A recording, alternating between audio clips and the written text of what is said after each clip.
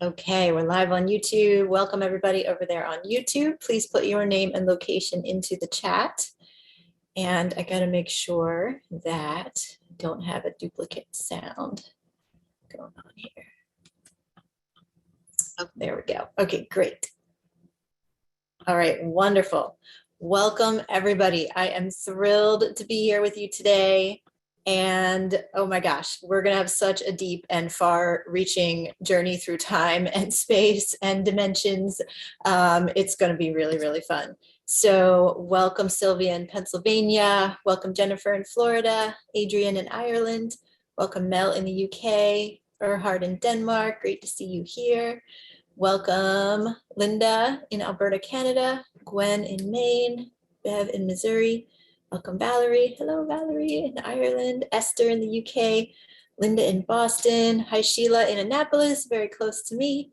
Welcome Sandy in Texas. Wonderful. So glad to see you all here. And let me check over on YouTube. Who do we have? Ronald in the Netherlands. Deborah in Texas. Welcome. Monique in London. Welcome. Gigi in Utah. Okay, is anybody else hearing double on the audio? Deborah, if you're on Zoom and YouTube, you would be hearing double for that reason. If anybody else is hearing double feedback on the sound, just let me know so I can correct that. Wonderful. Welcome Eileen in Asheville, Angelina in Italy, Imani in Vancouver, Lauren Rose in Paris. Hi, Lauren Rose. Lori in Santa Fe. So glad to see you all here. Joanna in Portugal. Deborah in Maryland. Hi, Deborah. Yay. Anna in Germany. Jennifer in Pennsylvania. Claire in the Isle of Man. Amazing. Alma in the west of Ireland. Yay. So glad to see you all here.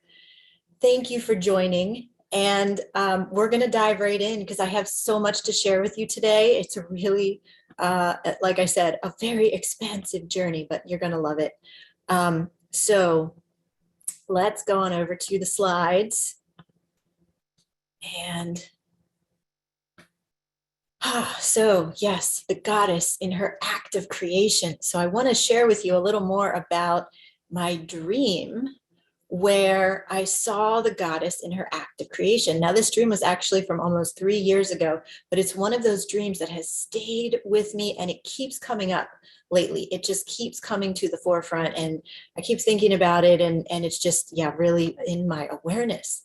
And so, take off my layer here. So this image I found, and I've linked where it came from. It was on a blog post. This is Jiva, the goddess of life itself. And she is so beautiful here. And she's really personifying my dream in this image. It's so beautiful. It's like life is just spinning out from her in all directions and so much light and beauty coming from her. So my dream was that I was watching this goddess, and she was clearly a goddess. She was kind of like glowing with light, very similar to what you see here. And she was doing this motion where she had nothing in her hand at the beginning, but she would strike her hand across her chest and then she would release it like this. And out of her hand would fly a disc. In the dream, it was a disc, but I knew that when she was doing this, she was in the act of creation.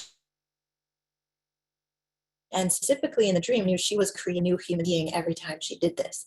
And so again, it was this motion where she would kind of just have an empty hand. She would strike it across her chest and then release it, and a disc would fly off into the distance. I never saw a human being created, but that was what I knew in the dream. And in the dream, there was a man who tried to stop her. He tried to like block her arm or stop her in some way.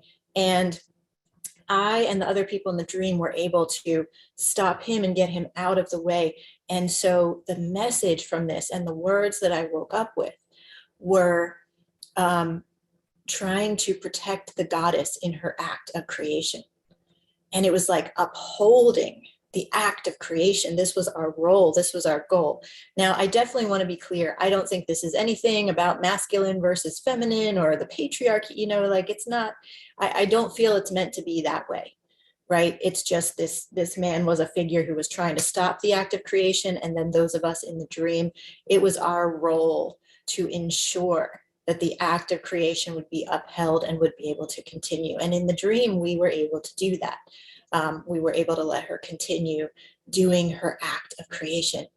So this is just incredibly powerful. And I think it's a really deep message for all of us, as many of these dreams are, right? It's not just for me that this dream was, it's really for all of us. That the act of creation that the earth is doing every day, that the wombs of the female beings are doing every day, right? That the galaxies, as it spins out from the galactic center, right? This birthing process, this act of creation is happening all around us every day. And it is even in the sunrise and the day being created anew every 24 hours. It's in the cycle of the seasons and the springtime, when we know that all of the first flowers are going to rise out of the ground. And how do they know that? How do they know exactly when to come up? The crocuses and the tulips and the daffodils, how do they know, right? It's this deep, deep intelligence that is continually birthing all things. And this is really important for us to tune into at this time, because we're seeing in our world the destruction of life on so many levels. And even just in our day-to-day, we forget to honor the sacredness of this creation force that's really within us, and we are so interwoven into. At all times, we are interwoven with magic and synchronicity and blessings, but we forget to look for it. And when we forget to look for it, or we forget to respond to it, it gets weakened in the field, like the energetic field upholding the act of creation, of course, is going to be much stronger if we're all paying attention to it and honoring it and awakening it within us every chance we get. When we forget, when we get too busy, or like most of the world right now is not even aware of the importance of this, then it's falling out of our consciousness. It's falling out of what we are continually energizing. So I want to take you on a journey now, way back in time. Even at the beginning here, we're going to go to the beginning of creation, and as we know it here on Earth, at least. And we're going to really explore this force of creation, this act of creation, and what does it mean for us, and how can we re-enliven and reawaken it today in our lives and in our world. And this is just a principal tenet of what I believe and what I share, is that to find out who we really are and what we are truly capable of, we must look extremely far back.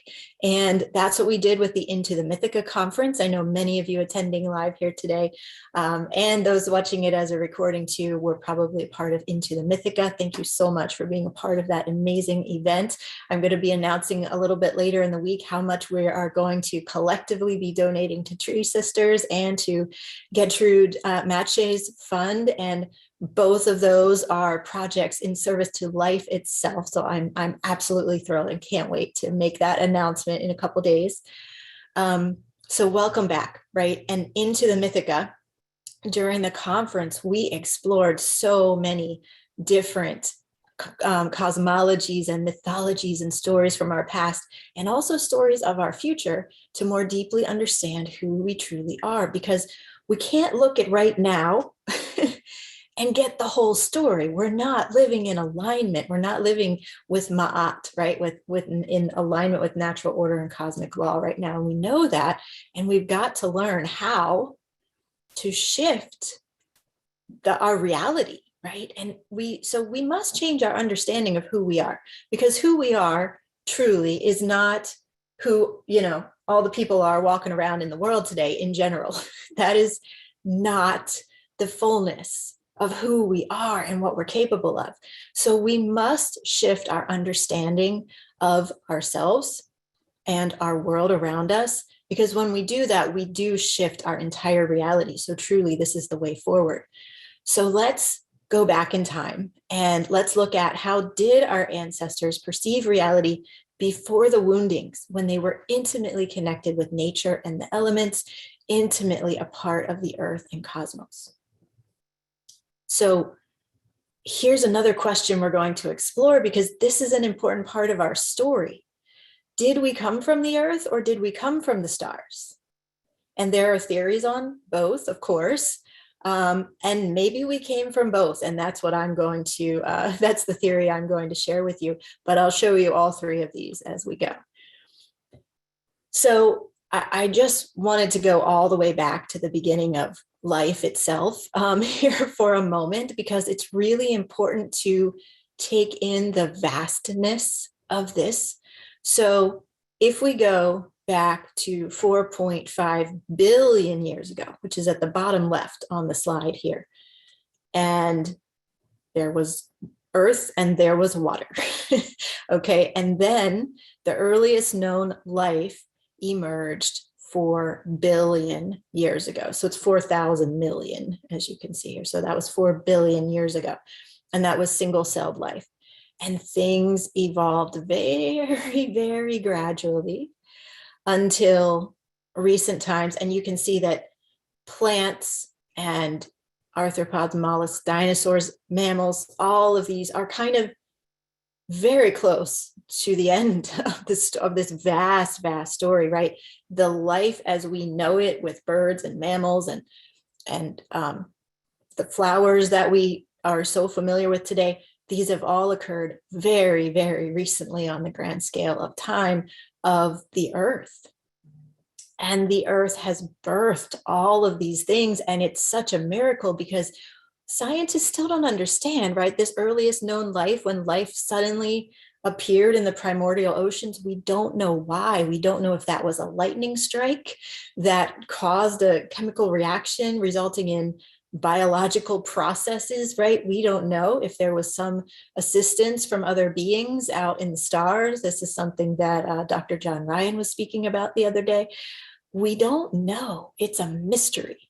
And it's, of course, the biggest mystery of all. And so life itself is truly a miracle, truly still so mysterious to us, even today when we think we are so advanced, right? And then, oh, I'm just moving my window around, didn't mean to change slides there. Okay, so then we come over to the right side here, starting with 10 million years ago, and this was the beginning of human-like beings. So the earlier apes being before 10 million years ago. And then we have where our last ancestors we had in common with gorillas, and those branches split. The last ancestors we had in common with chimpanzees, and then those branches split. And we come up here and we go forward.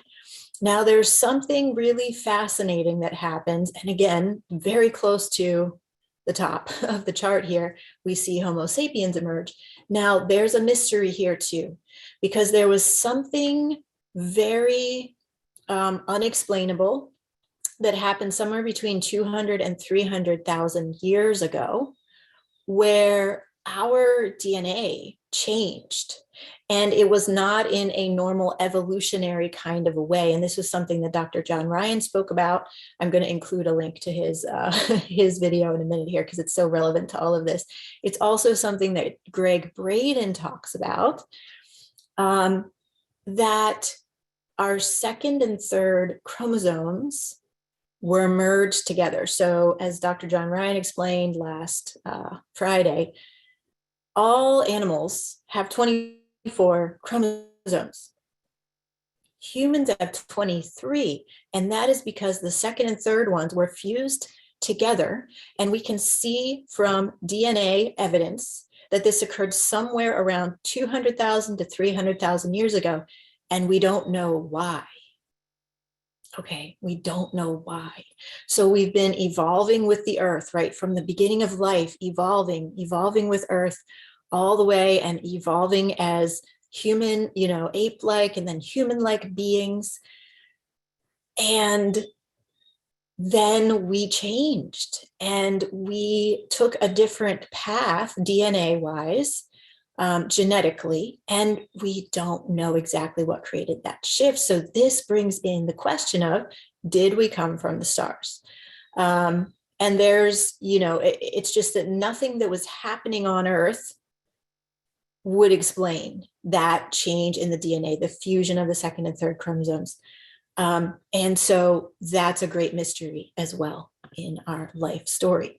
Now, one other thing I wanted to bring in from way back in the past is these ice age cycles, the glacial and interglacial cycles over the past 450,000 years, and then how that came into our evolution. So if we look here at the bottom chart, 400,000 years ago, this was a fairly warm time. This is the average temperature of that time in degrees Fahrenheit. Okay, so the average temperature being around 35 degrees, average being above freezing for the whole world included, right, at this time. So as you can see, we've gone through all of these highs and lows. We've gone through ice ages and non-ice age times. And what is so fascinating is that all of life that we still have today, including ourselves, survived these extremely intense times of the ice ages when the average temperatures were below 20 degrees Fahrenheit, average temperature for the Earth, and even sometimes down close to 10 degrees Fahrenheit. That is way below freezing and very cold. And you can see that right now we're in a fairly warm time. And that, yeah, there is at some point it's going to go back, into an ice age again. So we have survived and thrived and really made these incredible evolutionary advancements despite great hardships. And some of these, so there's this wonderful book that I will show to you. It's called Kindred, Neanderthal Life, Love, Death, and Art. And it's speaking about the Neanderthals, which we did interbreed with way back in the past. So some of us have Neanderthal in our DNA. And so the Neanderthals, it's speaking in this book about how they felt the same emotions that we do, right? We know from the brain and the different DNA evidence that we found, they had, they formed love relationships with one another to have children, just like we do. They buried their dead with great honoring and mourning, just like we do. And so through it all, and the Neanderthals began, I believe it's about 400,000 years ago.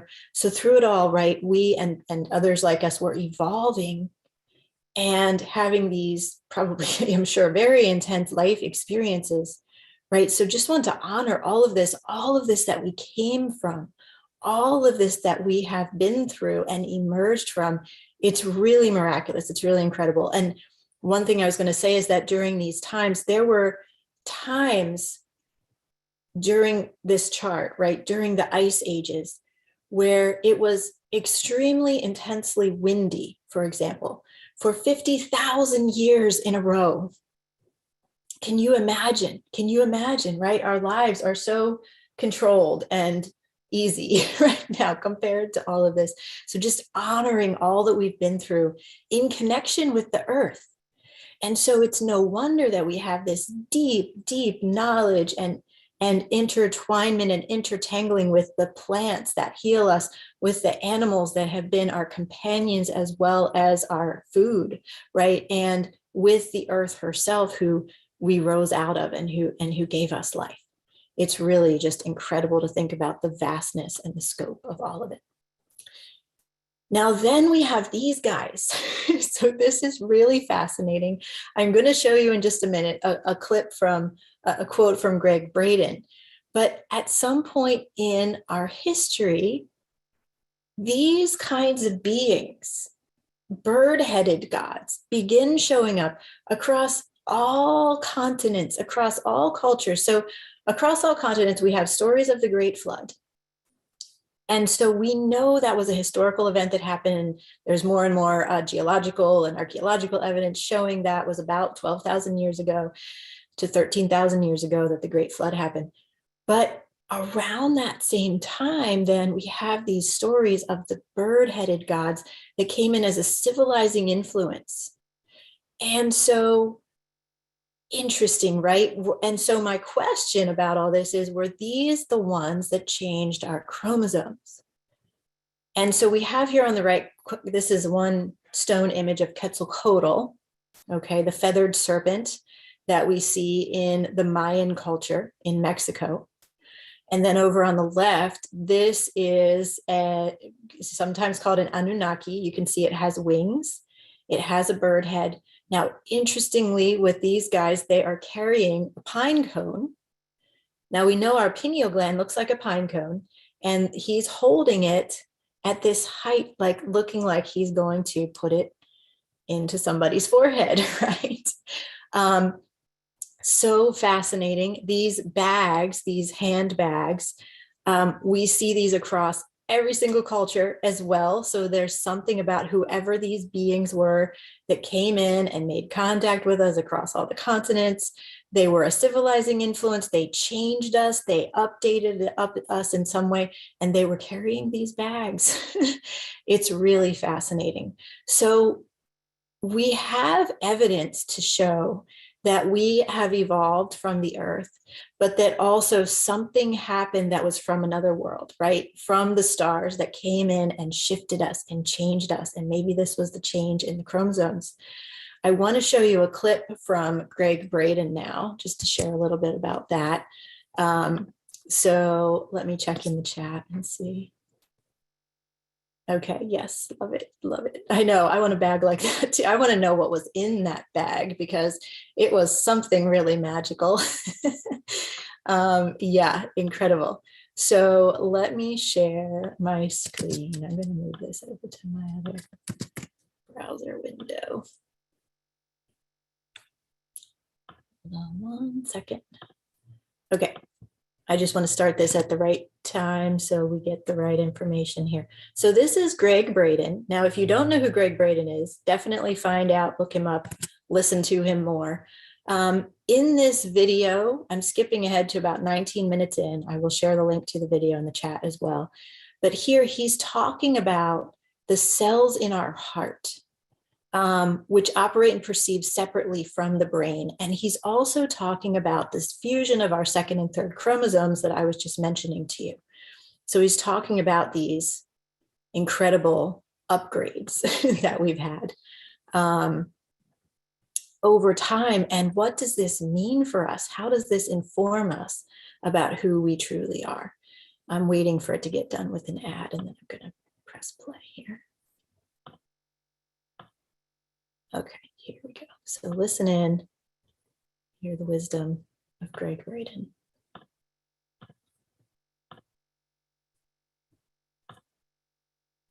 Oops, sorry. We'll hear him eventually, I promise. Here he is. Remember, independently of the cells in the brain. So we have our own language in the heart. All right, we in the West, we come into this world and we're conditioned to look at the world through our brain. And if we're lucky as an adult, maybe we'll tap into our heart. If you go into traditions like the Kogi, for example, in South America, when their children are born, they keep them in relative isolation without a lot of external stimuli, so that they must first interpret the world through their heart. And when they master that, then they go into the world and they begin to learn through the brain. It's just the opposite. Now, I'm not saying one's right, wrong, good, or bad, but the different ways of embracing our potential give us a different world view. I think they're the folks who keep their eyes closed when they're first born, and then they learn how to see at night in the dark. Because these, and this is not a metaphor. No. And again, we'll talk about this more in the second segment, but it's not a metaphor. These cells, they literally think and remember. Yeah. They have their own memories independent of the cranial brain. So the young children, young Kogi, they learn to interpret the world through this language. And it's a very sensual language of the environment and nature. And then they begin to apply the logic of the brain. And DNA is showing us that we are the product of something beyond evolution, at least as we know it today. Evolution cannot explain the genetic fusion that gives us the capabilities that allow us to embrace the change. So one of the first questions that comes up people say to me, okay, is it creationism? You know, did God do this? Evolution, Darwin's idea, and it's been binary. In the past, there's only been those two possibilities. There's a third possibility. There is a mutation that happened 200,000 years ago, and what this is being called now is a directed mutation. Right. Okay. So some force triggered this mutation. Whether it was conscious and intelligent or not, we don't know. However, every indigenous tradition I've been with, they all have their story, and every one of them tells us we're not even from this world. It says we are connected. Our family, we are a cosmic family who happen to be here locally now. So the Egyptians have their story, the Aboriginals have theirs, the Navajo have theirs, the Hopi have theirs. Science has had a story as well called evolution. And now that story is breaking down. So for me, embracing that, that's the first step, that we are wired for these changes. The second piece for me is, okay, we've got these amazing capabilities, this potential. What do we do with it? How do we awaken it in our lives? So I'll stop there for now, but I will put this link in the chat so you guys can look it up later if you would like to. It's quite an amazing, whenever Braden speaks, you know, it's pretty amazing. And yes, Susanna, I love this. The winged ones are star ancestors. So as Greg was saying there, we have in our stories, again, this is across every continent, we have our ancestors that came from the sky and that came in and changed us in some way, right? That it either, you know, brought a civilizing influence or brought an awakening influence or brought a different perspective, a different way of being, a different way of living. And because this is so universal, just like the flood story, it must be true, right? When we see something that is across all continents like that, we see that the bird-headed gods that are across all continents. This was some kind of a being that came here that is not here, or we can't see it or perceive it today, but that came here and had a major impact on the ancient civilizations, right? So what is that? And we are really called at this time to open to possibilities that have not been available to us before, right? To open to ideas that might seem way out there or might seem to even turn science on its head, but we know, and it's being made increasingly clear when we look at geology, when we look at archaeology, the old ways, you know, if any of you are in an academic or a scientific or even a medical field, we cling to the old ways. And we're very resistant to overturning the old paradigms. But right now it is so deeply needed to overturn those paradigms. And this is, I'll show you one more clip from Greg because he makes such a good point here. He's talking about needing to shift our perspective and really open up to a completely new way. So let me play that for you. Then we'll continue with the presentation here. This is worth listening to. Or if you're talking about the scientific brilliant minds of the 19th, 20th century, Henry Ford was very clear. He said the internal combustion engine is not the end. It's a stepping stone until we get to the next step. It wasn't meant to last for 100 years. Nikola Tesla said when he built the power grid that we have now, he said, this is temporary, so you've got some power. It's not meant to be the end. And here we are 100 years later, we're clinging to this. Those are bridges to a better world. And so this is a call to action for us at this time is, what are we clinging to that's not working anymore? And so much of that is happening in scientific fields, medical fields, academic fields, where we feel like, or those who are, you know, have been working in those fields for 40, 50, 60 years feel like we've got to uphold what we've always known, but new truths are coming to light, completely new truths that we've never imagined before are coming to light, and we've got to pay attention to that. So let's dive back into what I'm sharing with you here. I have just another time frame slide to show with you, just to show to you, just to give you an idea of this. So we're moving forward in time now, right? So we've recognized that somewhere between 200 and 300,000 years ago, there was a change made to our DNA. and it shifted us fundamentally. It shifted us in a very powerful way. And around 100,000 years ago, we begin to see humans really acting very differently than any of the other ancestors, okay, and beginning to create art. And so this is, and other things as well. But so KYA is 1,000 years ago. So this is starting at 50,000 years ago. Neanderthals lived in Cresswell Crags, okay, telling about where they were living. But around 40,000 years ago, we begin to see Homo sapiens creating art in the caves, okay, the earliest cave paintings.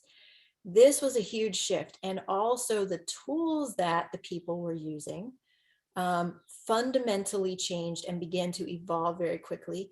And we also have evidence that they were using plants in a psychedelic manner and that they were practicing shamanism in many different ways, okay? So we have this emergent new realm of consciousness that we're expanding into around this time. And it's a very powerful shift. It's a marked shift from everything that had come before. And at the same time, while it's like the tools and the technology were increasing, the art and, you know, even a cultural element was growing, the people were still so deeply embedded with nature and the natural world. And so this is really, I believe, a high point of our consciousness that we can look back to learn so much about how do we move forward today. And I'll show you a little bit more about why I say that. So let me expand the screen here. Okay, so we have here from 19,000 BC, the Venus of Willendorf, and we have from 23,000 BC, the Venus of Lassell. These powerful goddesses are the embodiment of life itself. So you can see the pregnant bellies, right, that hold the mystery of life and birth, and the very voluptuous breasts that are ready to give life, to feed the new life that is coming. This pattern, netted pattern of the hat on the Venus of Willendorf, there are 7 spiral rows here, and the net or web pattern is indicative of the larger idea of the web of life, the net of life, that which interconnects all of us. So really powerful symbolism there in what she's wearing on her head.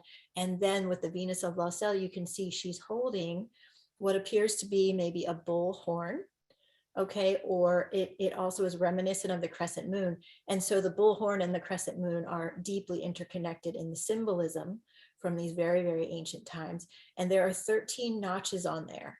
So this is how we know it's linked to the moon, because there are 13 moon cycles every year. And there are also 13 menstrual cycles of the woman every year. So we have this powerful symbolism here connected with the goddess. Now, the original forms of the goddess, which we see depicted in this beautiful statue and this beautiful carving, they, as far as we know, right, they may have had names, but they weren't, it wasn't like now we know of the goddess Isis and the goddess Athena and all these different goddesses that personified all these different things. This was just the goddess, right? And she symbolized life itself and the endless mystery of birth, life, death, and rebirth. Now, that is also depicted here. So the goddess, the mother goddess, was often associated with the vulture, the dark goddess, because goddess, the one, when they're one, right? Not all these different versions of the goddess. When there was just the goddess, she was both the mother goddess who births, and she was the dark mother who folds the deceased beings back into her womb so that they can be born again. And this was recognized as a never-ending cycle of birth, life, death, and rebirth. So this is really important for us to understand today. Now, we also have these amazing cave paintings. So these are paintings from Chauvet Cave And these are from 32,000 years ago. And if you look at these, the way that they are arranged,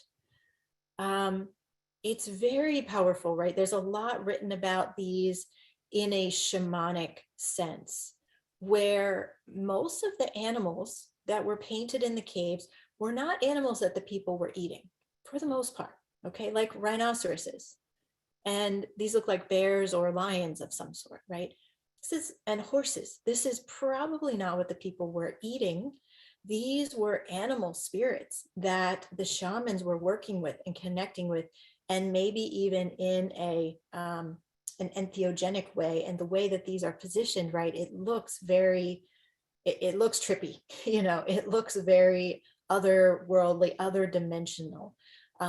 So we know that there were powerful ceremonies happening in these caves, particularly because of where in the caves most of the paintings are located. It's not like you just walk into this cave and these paintings are right there in the first large chamber. The people had to crawl and make their way almost serpentine-like through tiny narrow passages and along the side of cliffs that drop, you know, 20 to 50 feet down in order to get to the chambers where they made these paintings. So these were not just casual, you know, scribbles. Clearly, they're very beautiful, right? They're very beautiful. They're very lifelike, but they're also very shamanic. And so we want to really recognize that we were deeply attuned to the force of life and how it moved through all beings, not just ourselves. We were really seeing ourselves in relationship, in connection with all of these animals and with the other forms of life around us. Here are some of the Lascaux cave paintings, and this is one of these narrow passageways, certainly not the narrowest, but one of the narrow passageways that you need to walk into to see more of the paintings. But you can see there's some beautiful horses here. This is a bull here. And from Lascaux, we have evidence now that the people recognize the Taurus constellation and probably many more of the same constellations that we recognize today, and that astrology and astronomy was being observed much more ancient than we have thought until very recently. And then there's the moon. And we had a glimpse of this with the crescent shape, or the bullhorn that the Venus of Willendorf was holding, right? So the moon is an eternal symbol and a reminder of this never-ending mystery of birth, life, death, and rebirth. And this endless cycle is mirrored to us in every single aspect of nature that we see. The rising and setting of the sun, the turn of the seasons, new life springing up from a fallen tree trunk. So why would it be any different for human life cycles? The ancient people always knew that the mystery of death was intimately and intricately interwoven with the miracle of birth. And we know this now, today. It's not totally mainstream yet, but we have people like Michael Newton, Ian Stevenson, different researchers that have been looking into this idea of reincarnation and really studying it in a very scientific way. Plus, we know from our own past life memories that we are so much more than just this one lifetime. Right? And so, of course, the ancient people knew this. Of course, they, in their wisdom and in their deep interconnection with the natural world, they could see that the moon, as it waxes and wanes, is telling us something, is providing us a message about the truth of who we are. And so we have cave art, we have Paleolithic sculptures from 20 to 30,000 years ago with the 13 notches, as we just saw. And then that pregnant belly, right? The womb. The womb is everything. The womb is the beginning and the end. And death was really honored. And we know this. We have evidence from as long ago as 120,000 years ago that people were burying their dead carefully folded into fetal position, like very tenderly put back into fetal position and placed as a seed into the ground, into the womb of Mother Earth, and covered with red ochre dye to represent the blood like the menstrual blood, right? That brings new life. That is our life force. So they were put into the ground with this dye to symbolize the life force so that they could be reborn again, birthed again into a new life. So these are some essential truths that we've always known, that we've only very recently forgotten. And so we've got to keep this in mind as we dive into asking, who are we really? We are so much more than what we've been told in this modern time. Now, I might need to, in the interest of time, I might need to skip through a few slides here. Let me check my notes briefly. So here's something really important too, as we're talking about all of this that we just moved through. I don't mean ever to like glorify life in 30,000 BC. Okay, I do want to acknowledge life was extremely difficult. There were these massive climate fluctuations. Much of the time was lived in ice ages. As I said, there was a point of time where it was extremely windy for 50,000 years and very cold. So survival, of course, was much harder than it is for us today.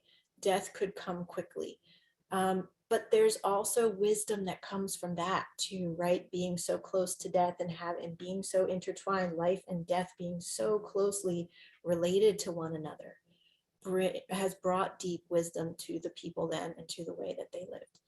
And we've also been told a story in our modern times that hunter-gatherers, that people of 30 and 40,000 years ago were brutes, were savages. They had only a rudimentary understanding of how the world works. They had no understanding of science. And I think that's just not at all true.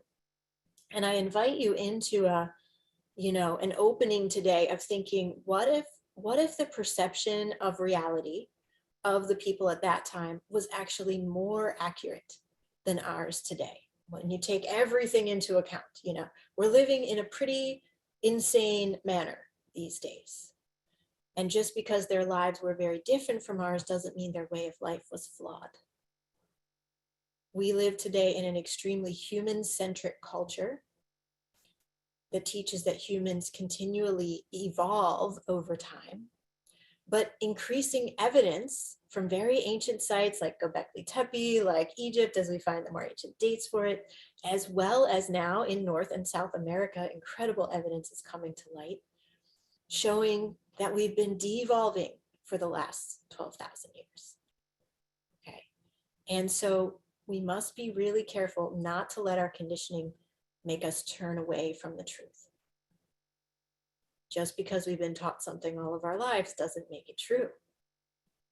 Okay, and so these people 30,000 years ago or more created beautiful works of art, honored and buried their dead, formed strong bonds of love and family, and felt all the same emotions that we feel today. And then if you think about their sensory abilities, right? The sensory abilities of these people had to be much greater than ours, right? Because they were so connected with the natural world and had to be in tune with it to survive. They had to be in tune, and not only with nature and the plants and animals and the sun or the moon, but also to the energetic aspects of reality. And really today we have to admit our senses are extremely dulled, right? We are not operating at full sensory potential these days because we live very protected lives for the most part, right? We are kept safe in our houses. We have a roof over our head in most cases. Food is readily available. We're staring at screens. We're sitting down much of the time, right? And so we don't need to know how to interpret bird song to detect predators as the ancient people needed to do. We don't need to know how to read the skies to know what weather is coming in the next days. We don't need to speak to the spirits of the land to ask for a plentiful harvest so that the community can survive the winter. We don't need to ask the spirit of an animal for forgiveness because we've killed it to feed our family. So I even invite you to just close your eyes for a moment and sense into how it must have felt in these past times to be so deeply in tune with all the elements of the natural world. to hear a bird song and to know whether that's an alarm call and there's a predator nearby, or it's a peaceful call to a mate. Just to know that from probably the time you're 2 years old, to know, right? Or to be able to look into the sky and see how the clouds are moving and understand what the weather will be tomorrow. And I think many of us are really feeling a call to return to these abilities, to open up these senses that our ancient ancestors surely had 30,000 years ago, and that we have all but forgotten today.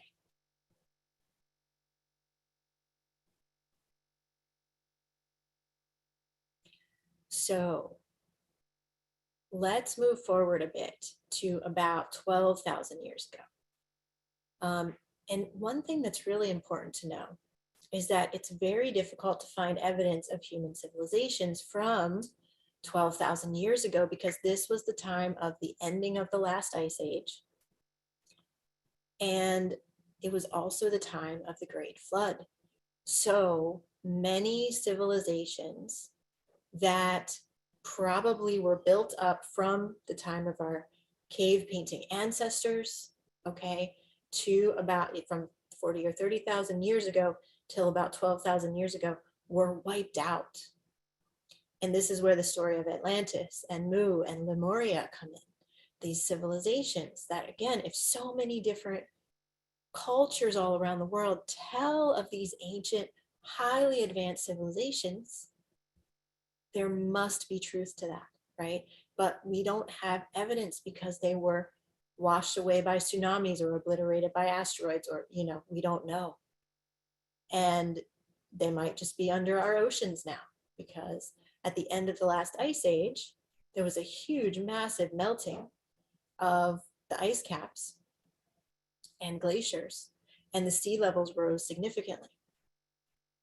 And so even in the area of Thailand and that, you know, Southeast Asia region, where we have all the islands, that was a much larger landmass before the ending of the last ice age. This is one of the possible locations for Atlantis.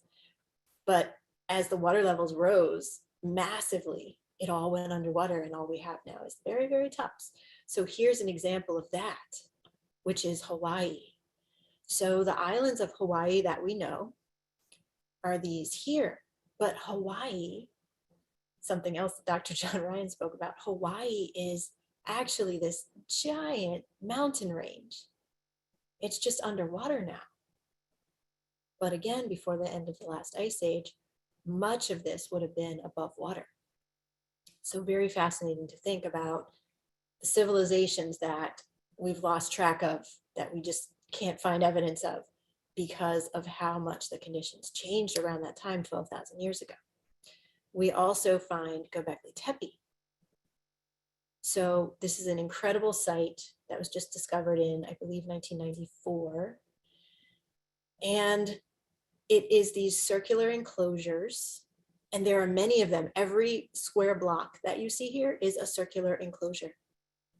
And Gobekli Tepe was built between 12,600, let's see, yeah, 12,000, the starting 12,600 years ago. Sorry, 11,600 years ago, is when Gobekli Tepe started to be built, and it continued being built up until about 10,000 years ago.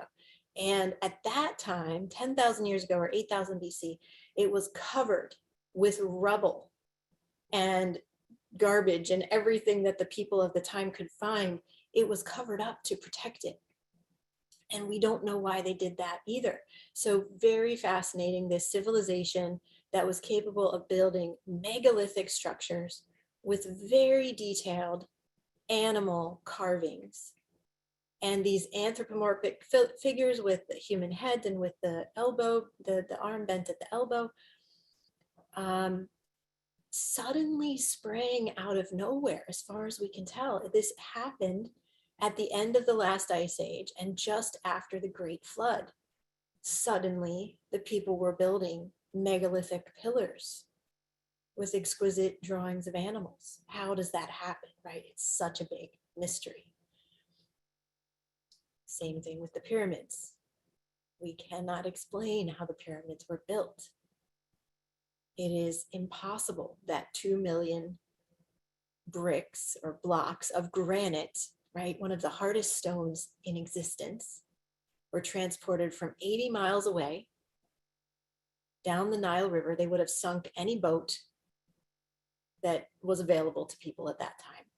And they are fitted together so perfectly. Every stone is a different shape, and they are fitted to their neighbors so exactly that you cannot slide a sheet of paper between them. And then the Sphinx, which was for many, many years dated to about 2500 BC, has watermarks, has significant evidence of water damage on it. And the last time there was that amount of water on the Giza Plateau was at least 8000 BC. So there is so much mystery. We are capable of so much more than what we know. And I spoke a lot more about that in my presentation last Monday, which I'll link to from here as well. And so we can go forward through time, and I am going to fly a little bit forward here as we go, because I want to make sure we have time for everything I want to share today. But if we go forward to 5000 or 6000 BC, we have evidence of incredible astronomical and astrological prowess and knowledge. So this is Nabta Playa, and this is dated to pre-dynastic Egypt. Okay, but then as we discover that these structures in Egypt may actually be much older than we thought, maybe it was built at a similar time, but this is like an astronomical observatory here. And it's incredible. It points out the solstices, it points out very specific stars in the sky, and it shows evidence that the people of that time were very aware of the precession of the equinoxes. Now, actually, we know that the people as far back as Gobekli Tepe were quite aware of the precession of the equinoxes, but really incredible, you know, all the different places and ways that we see it. And the goddess at this time was still very alive. So we see her again here. She looks not unlike the earlier, the Venus of Willendorf and the Venus of Lassell that we saw, with the voluptuous breasts and the pregnant belly and the thick thighs. She is, again, she is life itself. Now this is from Çatalhöyük, which is in Turkey, or ancient times called Anatolia, and she is on a lion throne. Now we see again and again in the cultures around this time that the goddess was very connected with the big cats. Okay, so the leopards and the lions and the jaguars. And also in Çatalhöyük, this is really beautiful. There are two leopards putting their third eyes together, it would seem, on the north wall of the leopard shrine in Çatalhöyük. That's from about 5900 BC. Really beautiful. And we just see the goddess emerging in so many different forms around this time frame. We have these bird goddess sculptures from the Vinca culture near current day Belgrade around 5400 BC. They're so beautiful. We have, these are from Greece, from the late Bronze Age and Mycenaean culture. We have this image of Inanna, Ishtar Inanna, in all her power. Look at her beautiful talons. This is Ma'at from Egypt. This is a bee goddess from Crete. This is a bird goddess, I believe, also from Crete, right? And so we have this connection with the goddess and the birds, because the birds connect heaven and earth. They can fly between the realms and bring the wisdom to us from the upper realms. And of course, the goddess is very connected to the serpent, representing the Kundalini, right? The creative life force. And this is the energy that rebirths us. So when we die, we do not need to fear, because this life force energy rises up again and brings us into a new life. And whenever we see spirals in the ancient art, it represents this same thing, this creative life force energy that is continually renewing itself. These are from all different cultures, these images here. And then we have the bird, tree, snake goddess. So this is the idea of the world tree being the center, and it represents our kundalini, our kundalini and our chakras, right? But of course, it also represents the trunk of the tree, which reaches its branches all the way up into the heavens. It reaches its roots all the way down into the underworld. The serpent winds up the center of the tree as it winds up the center of our kundalini, bringing the life force upward. And the bird sits at the top of the tree.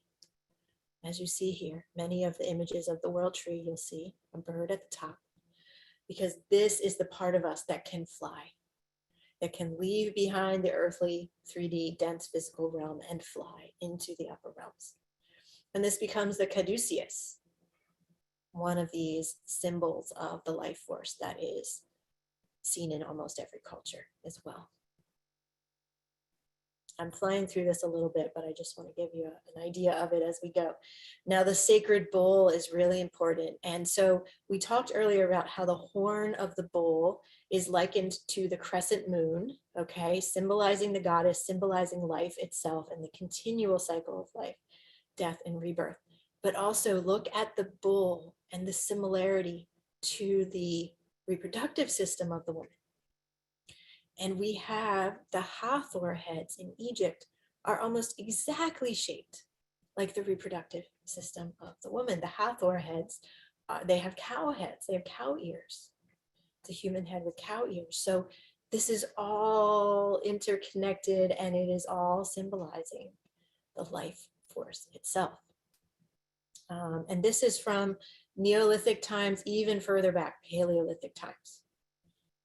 We have a recognition of the Taurus constellation as far back as 26,000 years ago. And the Taurus constellation, if you know where that is in the sky, it is between Orion and Sirius on its left, okay? And that's Isis and Osiris from ancient Egypt, and the Pleiades on its right, which is said in many cultures to be the umbilicus or the birthplace from which we all came, originated in the stars. And there's so much here. The ancient temples. This is Dendera. This is Hatshepsut's inner sanctum. The griffins, okay, the griffins are so beautiful. This is a composite of the bird, lion, and snake. Embodies the triple dimensions of sky, earth, and waters beneath the earth. And we find this on the island of Crete. Incredible. Was this an animal that existed? Was this a being from the stars? We don't know. We don't know. Everything else painted in the frescoes is real animals like bulls and birds and dolphins. And then we have the griffins. Such a mystery. We have the serpent goddesses, of course, representing the life force itself. The serpents winding around them, and even a lion cub on the head of this one. These are just incredible. If you look at their eyes, the presence, the trance-like state of their eyes is just, it's actually a little bit intimidating. It's really intense and really powerful. And even this Minoan pottery, which some of their pottery, now these were vessels that were meant to hold liquids, probably for ceremonial purposes. And they would stand on these points and they were perfectly balanced like this. This is also a vessel. This is a beautiful lioness head. And it would be filled with wine or whatever the libations were and poured out through the mouth, right? So we can see the deep recognition of the mystery in all of these, right? Deep connection with the life force, the mysterious elements of life. And this is something we are so deeply missing in our world, and we must bring back. So the mysteries include everything in the slides I've just shown you, and really this all links back to this idea of life itself and the magic of life, the mystery and miracle of life, this very mysterious cycle that we're all a part of going from birth to life, to death, to rebirth, continuously in a never-ending manner.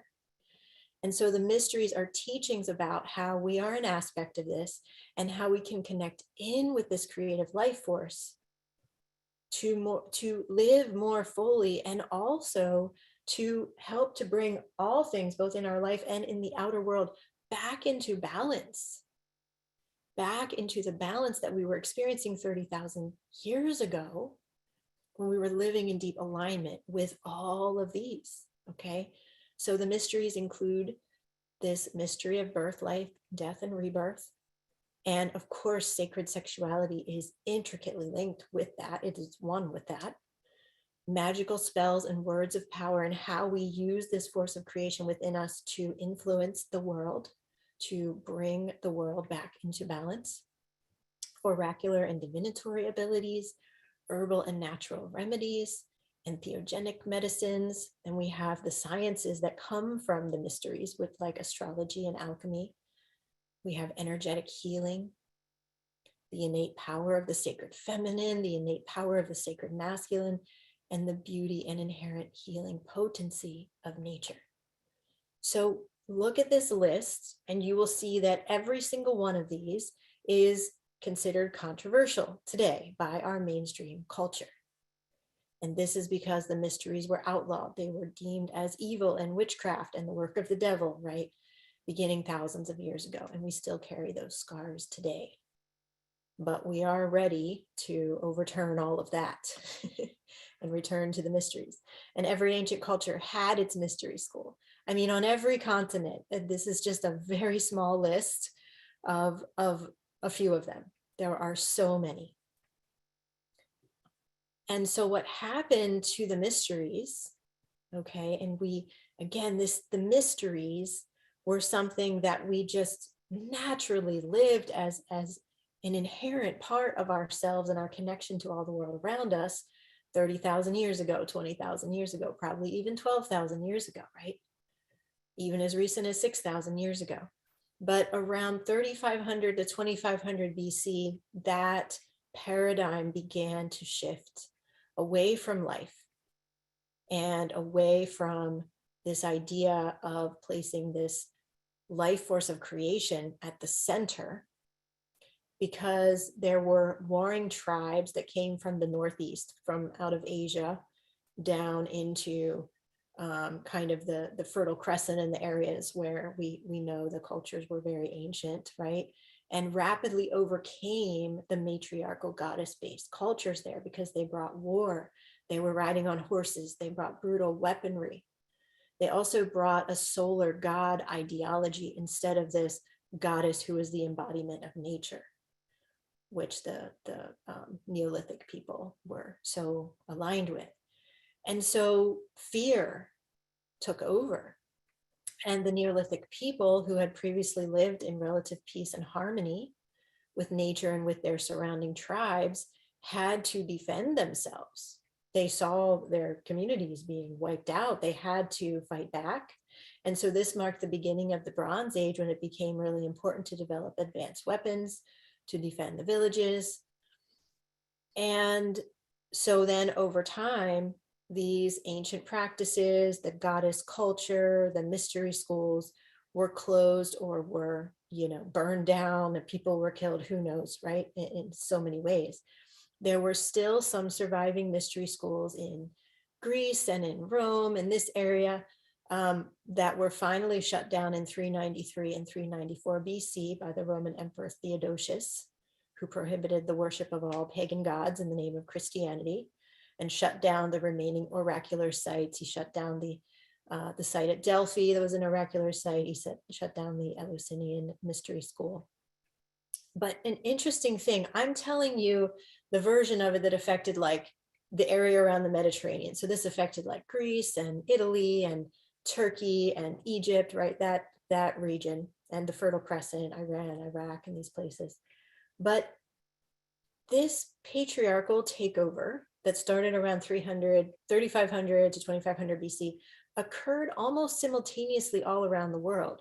And really, we want to think about, where did those warring tribes come from? Well, that was part of this shift into this distorted masculine version of reality.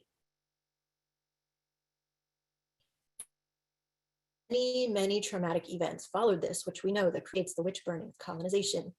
And this sent our original wisdom and the mysteries into hiding all around the world. So this is a very deep wound that we carry in our hearts, that we carry in our blood and in our DNA. And over many millennia, what was happening is that our perception of magic, our own innate power as creator beings, our connection with that life force within us, and the knowing of the inherent power of all of life, all beings, was stripped away piece by piece. And this was replaced by fear and doubt and a feeling of being much smaller than we truly are. And that is what we are healing from today. I mean, that's really what those of us who are alive now, we are here to heal this, to bring back the truth that life should always be placed at the center. And that this life force within us is the most important thing of all. So there have been many, many woundings, too many to count.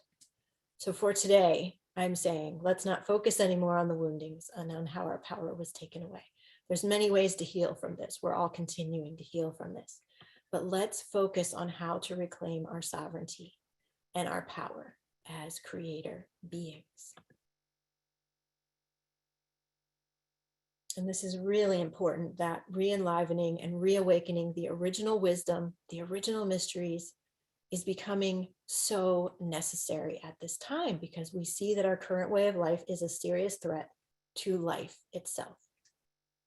And as everything always happens in endless circles and cycles, we are returning full circle to remembering that life itself is the most sacred and cherished miracle of all. And that awakening the vast creative life force within ourselves and remembering the ancient way of perceiving this life force is the absolute most important form of healing that we can do. And that doing this opens us to miracles and synchronicities and power. And so that is a really exciting and beautiful invitation that I have for you today. Now we're going to do a shamanic journey very soon here, but I want to share this with you before we go into the journey.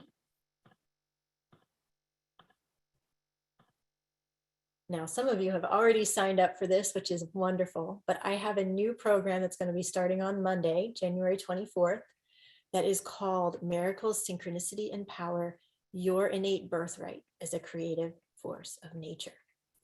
So I'm going to put this link in the chat and you can come here and check it out at your own pace if you would like. And I love all the chats. Thank you so much for all your comments in the chat here. And yes, Janine, restoring the sacred masculine as well. Yes. Yes, so true. So there's a beautiful little story here that is an old Sioux legend about the magic that's hidden inside of us. So come here, check it out. I'm going to go a little bit quickly through here. I did share this the other day, so I want to just share it again here. So this is an invitation to really remember that we hold all the forces of creation within us, that our sacred geometrical structure is interlaced and interwoven with the ley lines of the earth and the orbits of all the galaxies. And maybe we've forgotten how to do these things, like move 50-ton blocks without even having to lift them as a weight, right? And how to create magical spells or speak with the plants and animals. Like I was saying earlier, how to know the meaning of the birds' songs or how to read the skies for weather. We used to know all of this. And we've forgotten over time.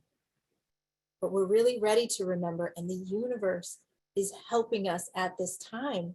We are being cracked open in our world. These are very, very initiatory times that we're living in. And there is no mistake to that. We have got to change. We are being asked from every possible direction, inner, outer, from above, from below, right? From the earth, from the cosmos. It's really being demanded of us right now that we change. And this is because our world has become so immersed in and overwhelmed by the lies and distortions and illusions. And so we're ready to shake off all of this. We're ready to live in a completely new way. And we're ready to respond. So for those of you who are hearing that call, who are really ready to awaken this creative force of life within you and step into a place of true miracles and synchronicity, where you are entering into the flow of existence and where you are radiant and vibrant and healthy because you have come back into alignment with all that is. I'm inviting you to join me for a very powerful journey from January 24th until I believe it's May 10th is our final class. So it's several months, it's about a 4-month journey, and it's an immersion into the ancient knowledge and practices that have always connected us with our power since these far, far ancient times, and really exploring how we can bring these back into personal practice as well as collective awareness right now.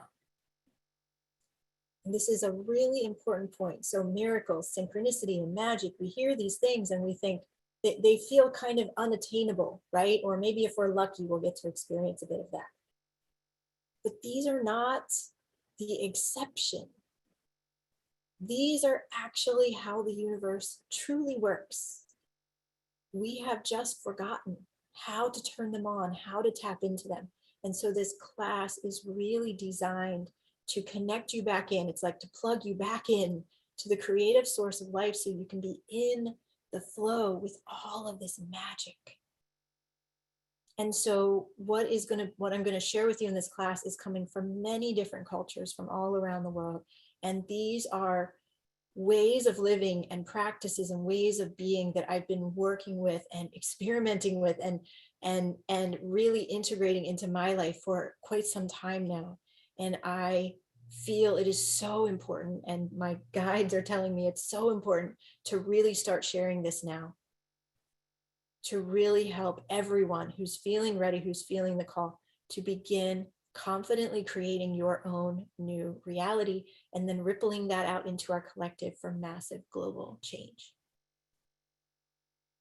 And yes, this course is going to be a community of a tidal wave of humans ready to overturn the dominant skewed reality and instead co-create a true one based on love, compassion, joy, abundance, and trust. And it is a continuation and an expansion of the vibrant community that we've been experiencing together and into the Mythica all of last week.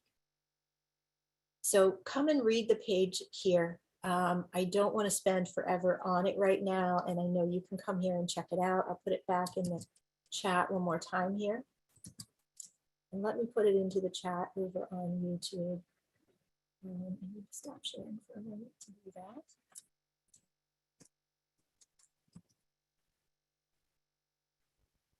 And we're going to go over to the shamanic journey in just a moment here. Come and read the. Okay, let me put it in the chat over here on YouTube.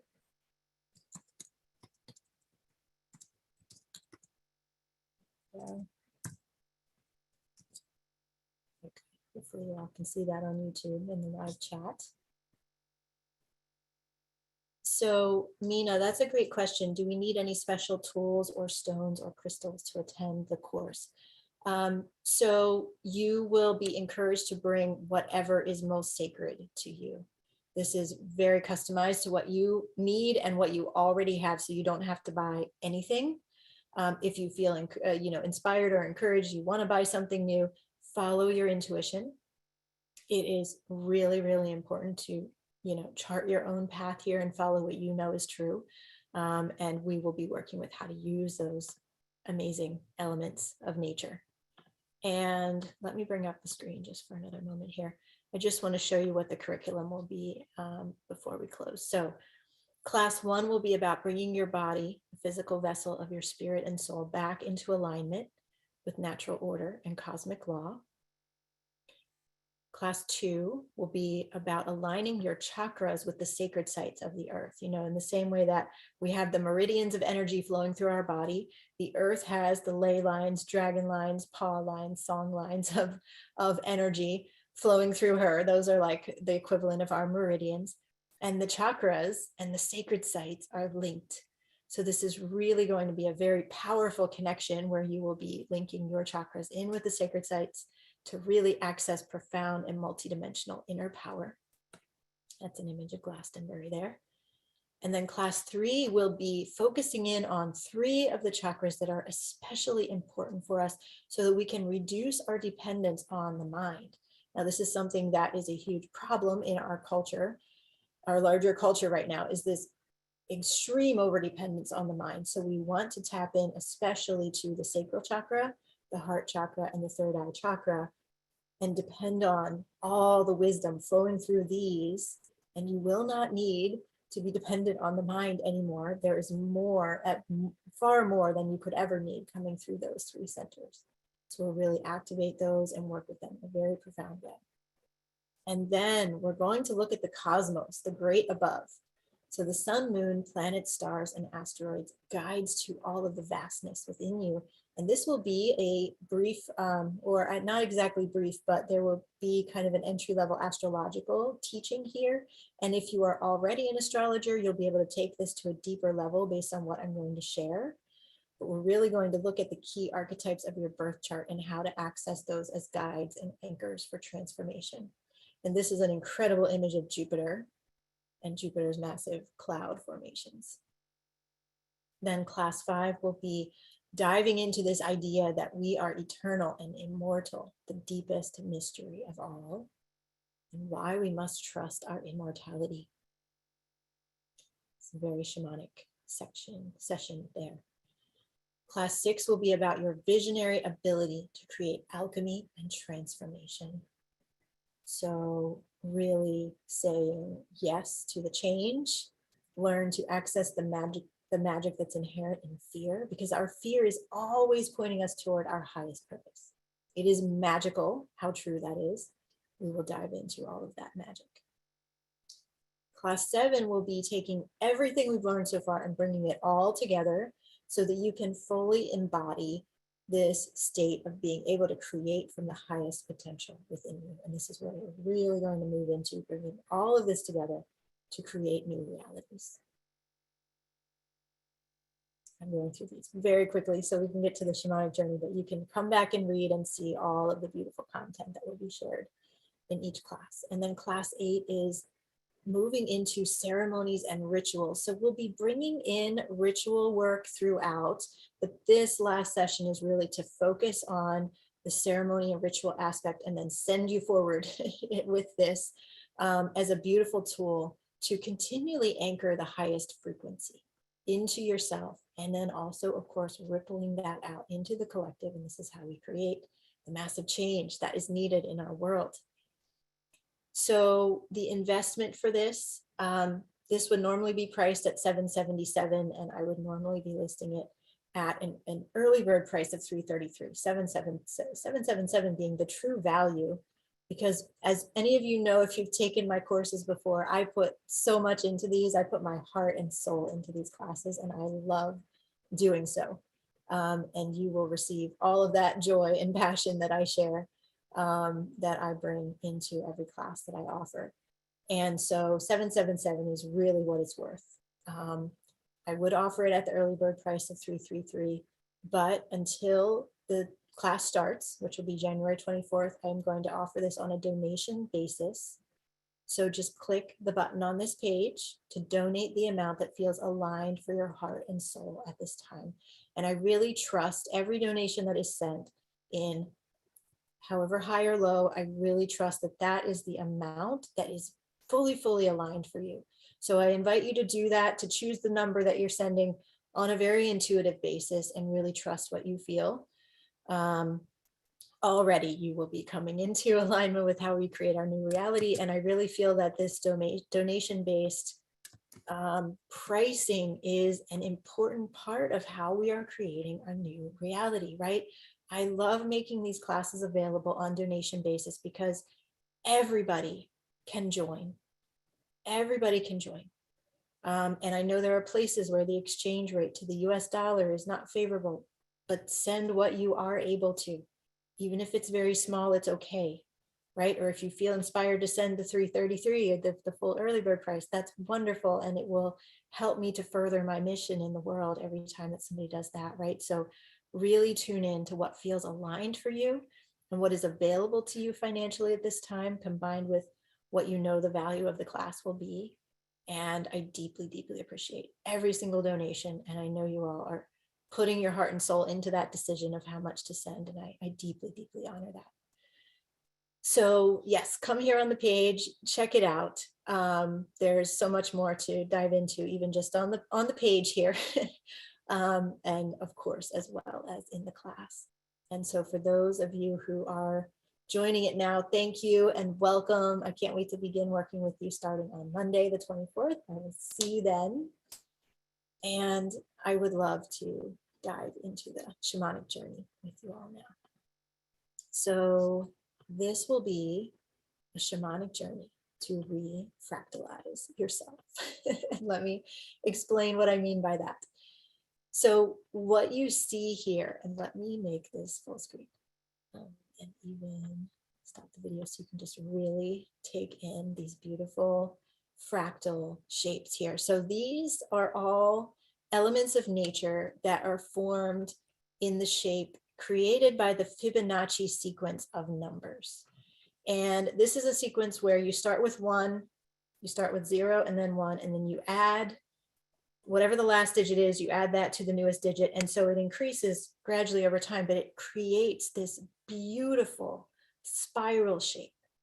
And so many aspects of nature, all the ones you see here and many, many more, are created in this sacred geometrical structure of the Fibonacci sequence. And this is a fractal structure. And fractals are amazing because you can go infinitely into it and you can infinitely zoom out of it.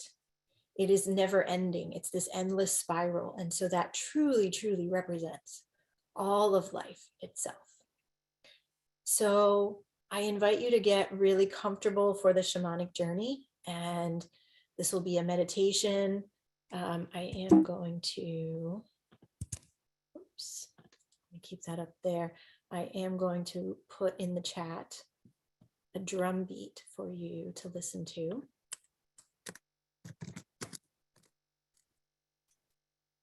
And I recommend, either listen to this drum beat if you feel called to it, or just stay in silence, whichever you prefer for the journey, for this meditation. Thank you, Banaz. Thank you, Susanna. Blessings to all of you. So there in the link, there in the chat is a link to a drum beat that you can listen to during the journey. And the link to donate, I did put it in the chat on YouTube. Somehow it doesn't show up and I don't know why. Here, hold on, let me stop sharing for a second. I'm going to share with you what it looks like on the screen. For those on YouTube, if you can't see where I put it in the chat, I apologize. I don't know why that happens, but if you can see at the top of the screen, it's at wearesacredplanet.com/miracles-synchronicity-and-power. That is where you can find the link to donate. And again, thank you in advance for all of your donations, and I can't wait to see you in the class. Okay, so let's come back to the shamanic journey. So go ahead and click on that YouTube link if you would like to listen to a drum beat during the journey.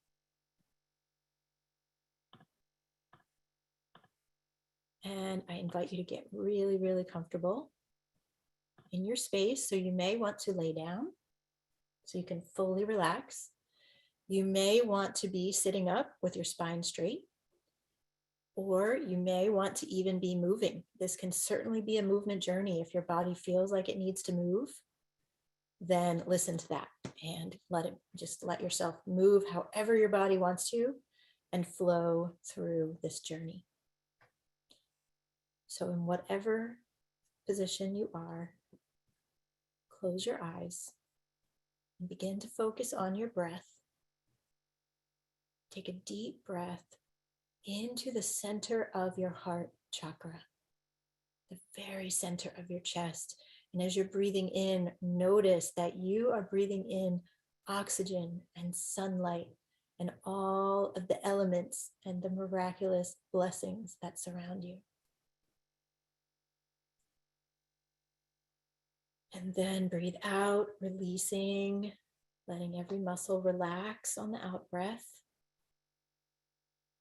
And breathe into the center of your heart once again, filling up with that oxygen and sunlight and all the magic. And then breathe out once again, releasing, relaxing, coming fully present within yourself.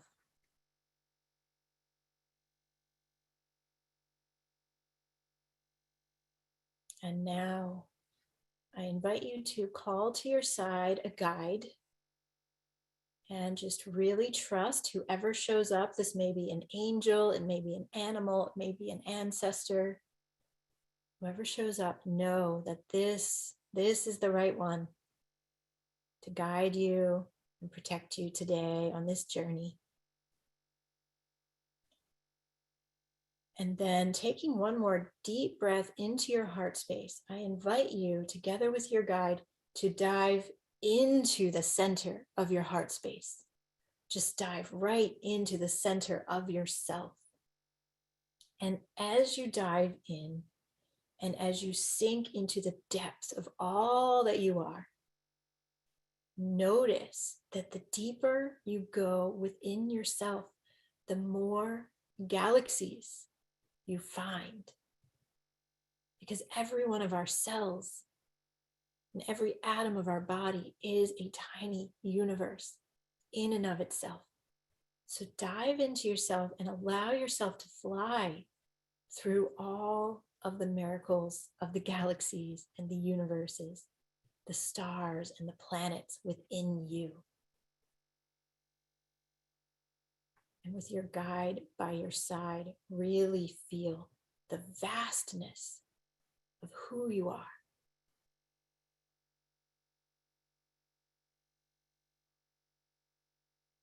And now, as you are exploring these galaxies and universes within you, ask your guide to take you back in time to a time long, long, long ago, before the woundings occurred, to a time when you, in a past life or an ancestral life, were deeply interconnected with the wisdom of the earth and the plants and animals and with the stars. Let your guide take you back to that time in the distant future when you knew all your power, when you were fully connected with all of your senses. And this force of creation that is within you and all around you was fully, fully activated, and you could feel it at every moment. And just allow yourself to drop into that lifetime. Allow yourself to fully immerse in all that was going on, in how you felt, in what you were doing, how you were interacting with others and with the earth and the plants and animals. I'll be quiet for a couple minutes here to let you fully experience that previous lifetime.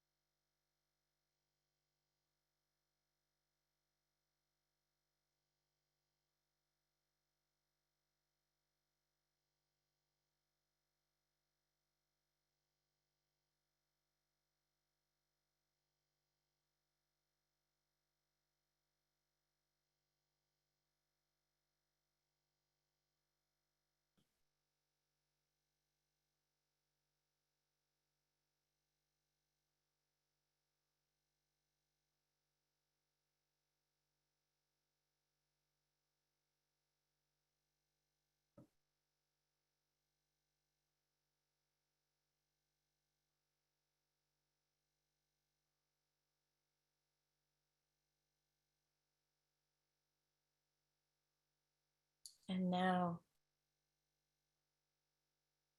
standing in that lifetime from the far distant past, I invite you to stand upon the earth and outstretch your arms up toward the sky. Let your feet be firmly planted on the earth. And now, feel the fractal nature of yourself. Feel how you are interwoven with the fabric of the cosmos, with Indra's net, with the fabric of reality that creates all of us.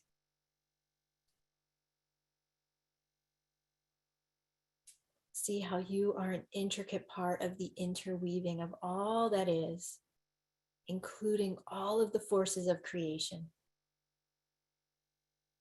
And feel yourself expanding outward from that being standing there in fractalized forms, in holographic forms, in every color of the rainbow, in every shape of sacred geometry, expanding outward from yourself and becoming one with all that is.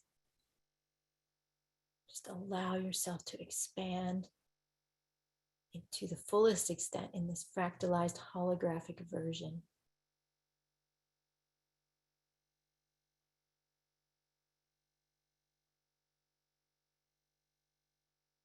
And in doing this, you may find that you expand outward from yourself into the fullness and the vastness of the cosmos.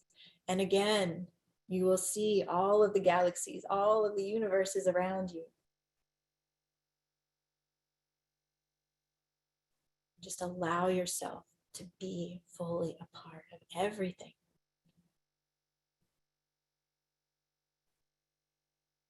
And then notice within your being, every one of your chakras lighting up. So your root chakra activating, lighting up, your sacral chakra lighting up, your solar plexus just above the navel lighting up, your heart chakra illuminated, your throat chakra opening,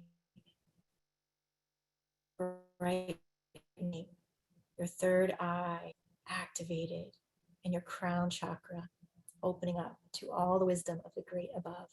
And just feel your chakras spinning and activating and lighting up in extremely powerful synchronicity with everything around them.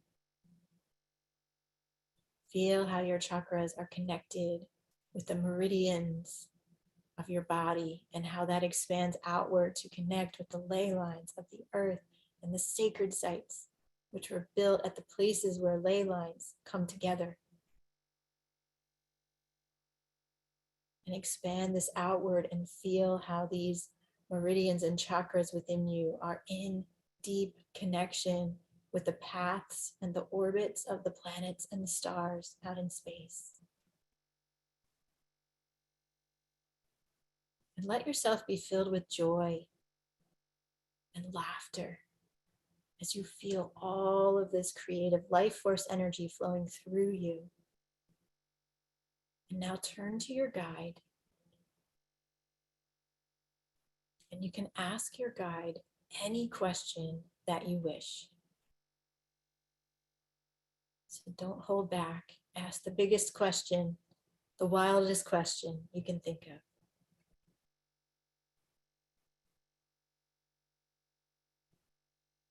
Listen to hear the answer from your guide.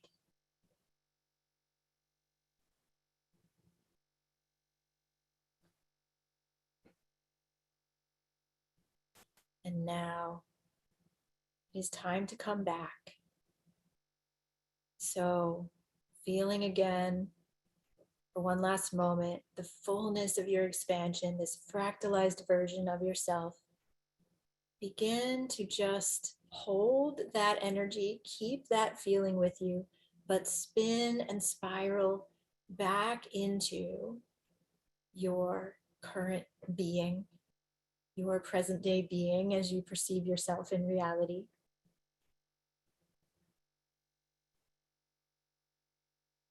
And come back to your breath. Take a deep breath into the center of your heart. Breathing in fully, expansively, filling your lungs up all the way, filling your heart up all the way. And then releasing that breath. And don't open your eyes yet. The invitation here is to really hold the energy of your fractalized self that encompasses all of creation. So as you're sitting here now with your eyes still closed, just feel that and feel where it might be strongest in your body. Is it strong in your womb space? Is it strong in your heart? Really sense into where you carry this knowing of your deep connection with the fabric of creation and your ability to create anything from that place. Wherever you feel that in your body, breathe into it a deep breath filled with magic and oxygen and sunlight. Just activate and amplify that place within you.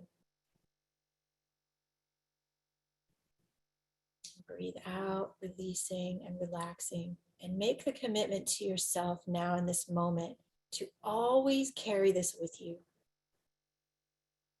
and to return to it if you feel lost or confused or you don't know what the right decision is. Come back to this place of creation within you, for all the wisdom of eternity is held here.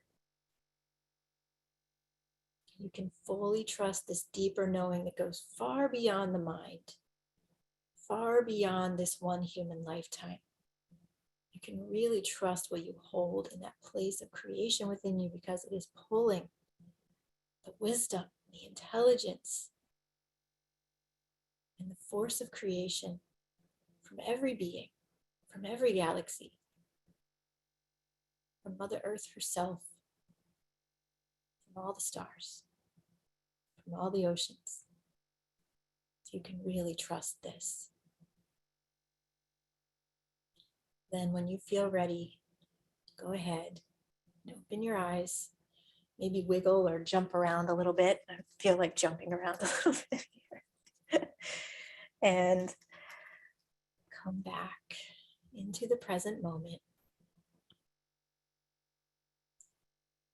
And I would love to hear in the chat if you would like to share about your experience on this journey.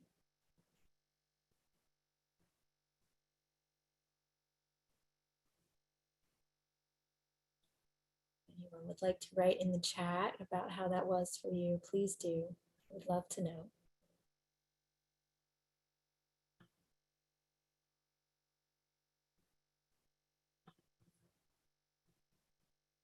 Amazing, says someone. Yay, I'm so glad. So glad.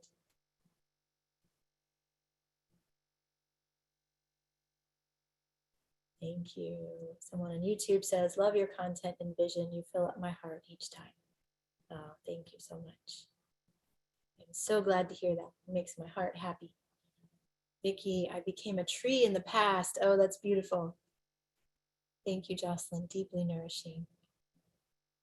Sometimes I have a hard time going deep due to the logical mind taking over. Yeah, sometimes that happens. Try it again, Nina. See if you do when I send out the replay, if you do the journey again, just the journey, just the end of the call, and listen to that again and see if you can go deeper. Jen says it was beautiful, but I'm still trying to articulate it. Beautiful, Jen. Well, maybe you don't need to. You know, this is a thing, like, we got to let go of our dependence on the mind. We really do. Like, we need to enter into a whole new way of perceiving reality from what we've been taught. So don't even try to articulate it if that's what you're getting. Just be with the beauty. Feel it. Feeling, our felt sense, our emotional sense, or our energetic feeling of something is far more important than what the mind thinks it knows about it. So really trust that. Really trust. We'll go deeply into that in the class, of course. Charlotte, I had wolf and deer with me. Beautiful. I saw a circle where the past and the future meet. Oh, I love that. Love that. My guide was a shaman. I imagine my arms outstretched like Jesus Christ on the cross. Yes. Oh, I had chills as I read that, Mark. I felt like you were connecting in with this infinite cycle of death and rebirth, right? Life, death, rebirth, life, death, rebirth. Which of course is a huge part of what Jesus represents for us. Was trying to remind us of. Anushka, hello Anushka. Carmel, my guide turned out to be Newt, which was so perfect. She connected me to the galaxies inside herself. Yes, I love it. Vanya, I am a priestess of the mother on high green hills. And as I am singing the song, the song becomes the song of the earth. Oh, beautiful. Thank you, Vanya. Jackie, I journeyed with Wild Wolf Brother and danced with the stars and the oceans. Oh, I love that, Jackie. That is gorgeous. Brighten Sound Global. Perfect. I was a star being merging within to the golden light of all fractals. Oh, I love that. These are so beautiful. Thank you for sharing them. Gabrielle says, I feel a shift. Yay, wonderful, Gabrielle. Lisa, I was an Indigenous medicine woman and I was able to interact with myself in this different form. We held each other by our cheeks with love and understanding. That's so beautiful. It was deeply compassionate and healing. Yeah, so stay connected with this ancient version of yourself, because remember, this is you. This is your past life or your ancestral life. So this is you before the woundings occurred, before the witch trials, before the crusades and the colonization, all of it, right? Long, long, long before any of that, this was you in your original state of being and knowing.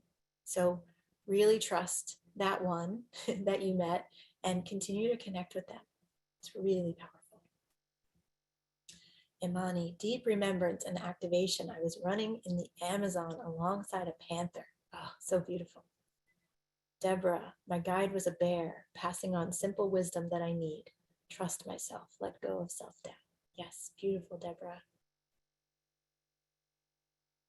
Ami, I went back to Egyptian times, a lot of energy in my root chakra. It's hot. Yes, oh, that's so important. This is a beautiful awakening of your root chakra. So really, like, I'm feeling you should dance with it, Ami, and really stay with that. Allison, I was walking up to Merlin's castle. Ooh, wizard lifetimes. Amazing, amazing. Wow, thank you all so much for sharing these.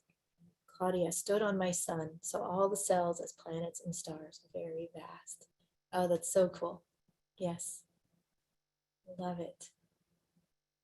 Rosalind, so good to feel myself as so unlimited. Yes, we are so unlimited. We are so infinite and vast, and oh, wow. We really need to spend more time in that space and just fully embracing it, fully embodying it, because then we can be that infiniteness more and more.